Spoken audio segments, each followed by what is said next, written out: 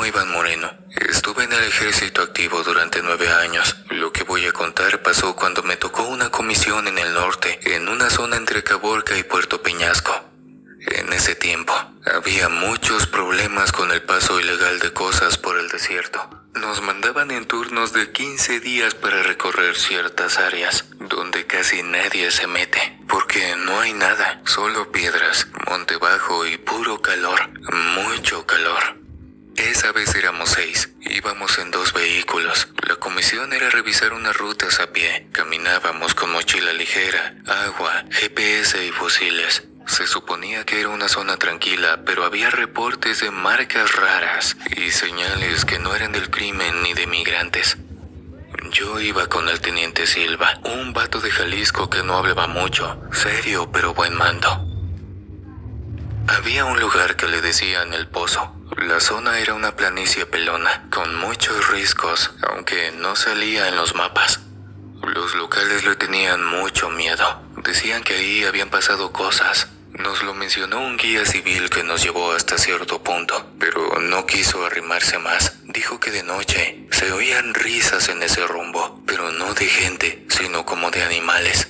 El primer día de caminata estuvo pesado por el calor, pero nada raro. El segundo día encontramos marcas en piedras. Eran símbolos como espirales, líneas torcidas, figuras parecidas a gusanos o serpientes. Se veían recién hechas con algo negro que no era carbón ni pintura. Tocamos con la punta de la bayoneta y se manchó, parecía grasa, hasta que el teniente dijo que dejáramos ahí. Más adelante, al mediodía, llegamos al llamado pozo. Era una hendidura natural, una especie de cráter seco, con un hueco en el centro. No tenía agua, pero se notaba muy profundo. Medía unos 20 metros de diámetro. El borde estaba lleno de piedrillas acomodadas. Parecían ofrendadas.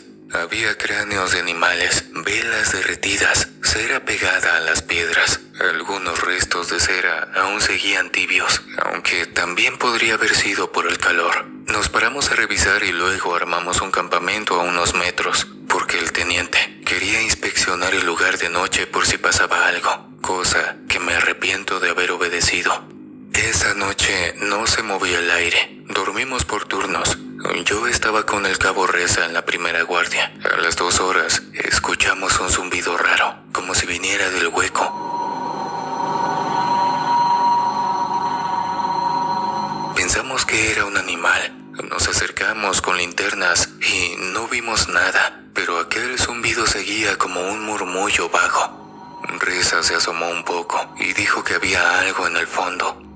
Llamamos al teniente para que bajara con nosotros y lo que vimos no lo puedo explicar. En el fondo del pozo, como a unos 10 o 12 metros, era algo o alguien que giraba despacio, como una mujer encorvada. No subía, no bajaba, solo daba vueltas. Tenía el cabello tieso como parado, despeinado y duro. El teniente ordenó retroceder y no nos acercamos más, pero el soldado Escutia no obedeció la orden. Soltó su mochila y su fusil en el suelo y empezó a acercarse a esa cosa con los brazos abiertos.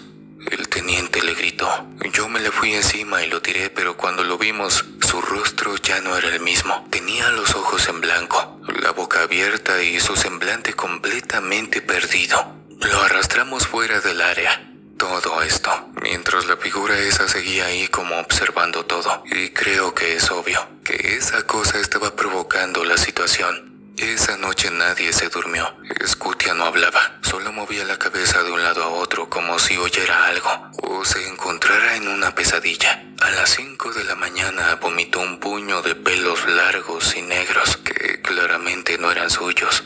El teniente lo amarró, literal, con cinta y una cuerda que traíamos para equipamiento. Dijo que algo lo había poseído. Yo no creí en esas cosas, pero eso que salió de su boca no era normal. Para la mañana, Escutia ya no tenía pulso. Lo revisó el cabo enfermero. Muerto, sin razón aparente. No estaba herido, no había deshidratación, solo muerto. Lo envolvimos en una lona y lo subimos a una camilla de campaña. Ahí fue cuando el teniente decidió que saldríamos de inmediato, aunque fuera con peso extra. Pero cuando intentamos tomar el rumbo, ningún aparato marcaba, no funcionaban. No teníamos coordenadas ni reloj, solo el símbolo de error en la pantalla. Lo mismo con las brújulas, parecían perdidas. Las manecillas se movían de un lugar a otro sin acertar. A los pocos metros de avanzar, empezaron los problemas.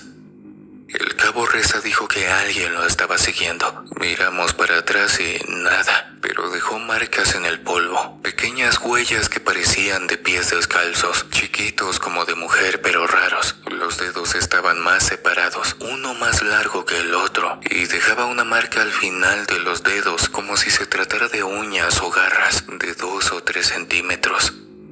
Avanzamos más rápido. 2 horas después, vimos una silueta entre los riscos, alta y jorobada. El teniente le apuntó pero no disparó. Dijo que no se sentía bien. Se agarró el estómago y luego vomitó una especie de sangre. Así sin más. Lo tuvimos que cargar entre 3. Ya íbamos perdiendo fuerza. Reza se quedó vigilando atrás y cuando volteé, ya no estaba. Solo estaba su casco ahí tirado. No regresamos por él. Yo lo habría hecho, pero no podía con el teniente en brazos y no sabíamos cuánto nos faltaba para salir. En la tarde, vimos una camioneta militar a la distancia. Pensamos que era un espejismo, pero era real. Nos estaban buscando. Nos subieron rápido. Dimos aviso al teniente. Lo metieron a revisión, pero murió en el trayecto. A mí me dieron descanso médico por trauma. Me hicieron exámenes y todo bien, pero desde entonces me sale un salpullido en el cuello cada que hay luna nueva. Esto ya no lo vi, pero me enteré que durante las siguientes 36 horas murieron otros 7 elementos. Fue muy extraño. Ningún enfrentamiento, ningún delincuente o traficante, pero sí varias bajas en esa encomienda. Supongo que el hecho de que yo haya librado la muerte fue pura suerte, porque todos estuvimos igual de expuestos en ese lugar. Todos enfrentamos la misma situación, una mujer con aspecto demoníaco, posesiones que terminaron en la muerte o vómito que al final también terminó con la vida de mis compañeros.